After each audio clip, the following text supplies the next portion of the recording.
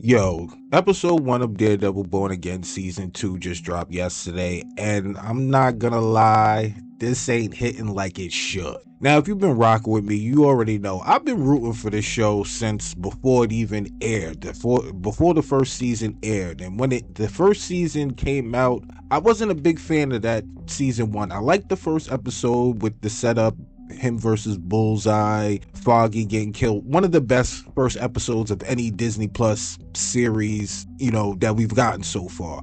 But then the season kind of fell into chaos. Season 1 of Daredevil Born Again had a lot of behind the scenes problems. The show actually got the production got halted for them to rewrite the show because they didn't like how it came out originally. And then we get the show and it wasn't all that. I love the Punisher stuff with him and Daredevil in the first season, and that's about it. You know what I'm saying? The first episode in the Punisher stuff, I really loved that stuff, but Muse fell flat. I didn't like Wilson Fisk and his wife storyline. I just didn't like season 1 like that, like a lot of y'all liked it. But this premiere low-key got me worried, is what I'm trying to say. So we're going to break down this real quick. What this episode actually does right, why the story feels like it's moving backwards, and the biggest problem with Kingpin's storyline right now. Let's get into it. So boom. Like I said, season 1 ended with Wilson Fisk basically going full dictator mode. We're talking martial law, we're talking outlawing vigilantes. New York turned into his city for real. But episode 1 of season 2, it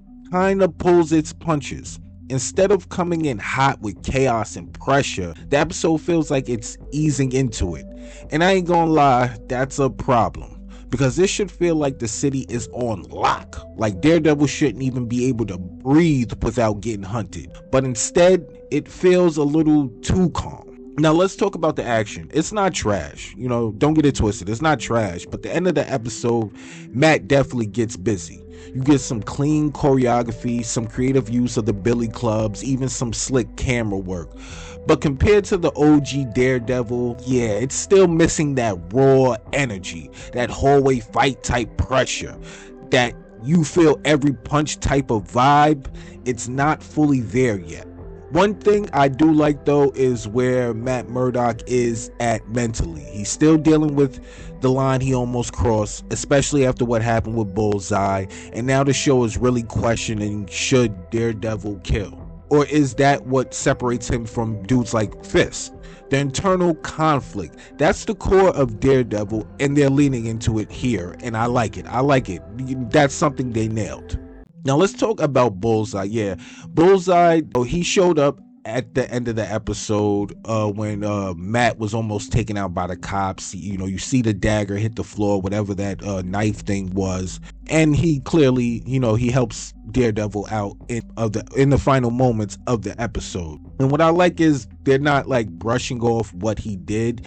He killed Foggy, and that weight is still here, and when he starts using that anything is a weapon ability, yeah, that's peak Daredevil villain energy right there. I can't wait to see what they do with Bullseye in most likely the next episode and the next few episodes here. I want to see how his relationship with Matt is gonna progress in this season after, last season.